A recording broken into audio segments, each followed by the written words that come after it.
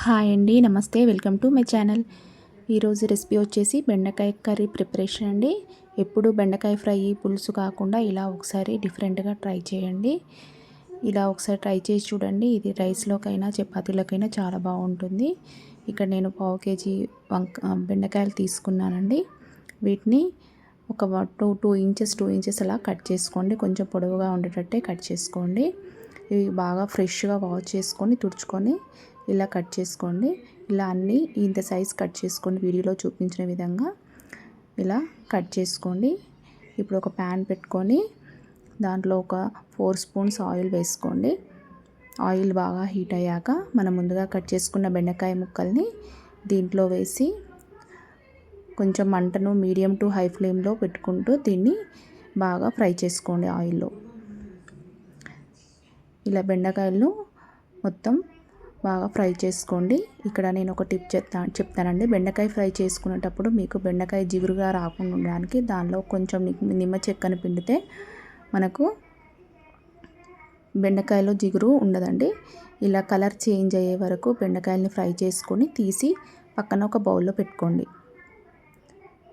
ఇప్పుడు ఇదే ప్యాన్లో మళ్ళీ కొంచెం 4 స్పూన్స్ ఆయిల్ వేసుకొని ఇక్కడ నేను 2 పెద్ద సైజ్ ఆనియన్స్ని సన్నగా తరుక్కొని పక్కన పెట్టుకున్నానండి. ఇప్పుడు ఈ ఆయిల్లో 1 స్పూన్ ఆవాలు, 1 స్పూన్ జీలకర్ర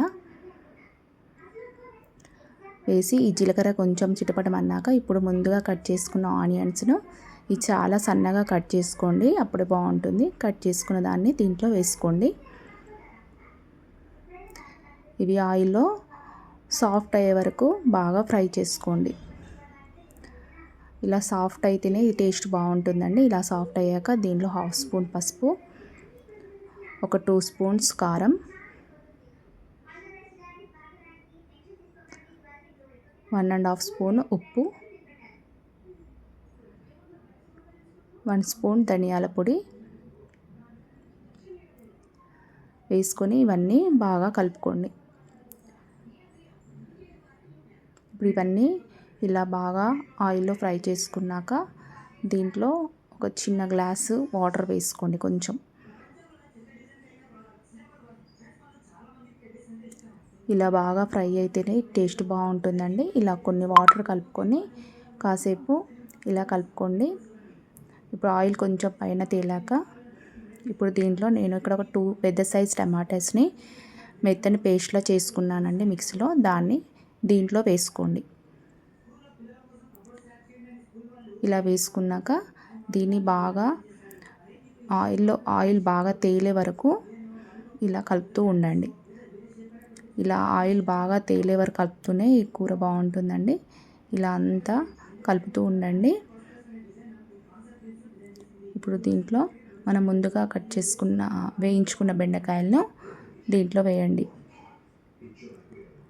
వేసి ఇదంతా బాగా కలుపుకొని ఈ బెండకాయలకు ఉప్పు కారం అంత మసాలా పట్టేటట్టు కాసేపు మూత పెట్టి ఒక 5 to 10 మినిట్స్ వరకు ఉడికించుకోండి.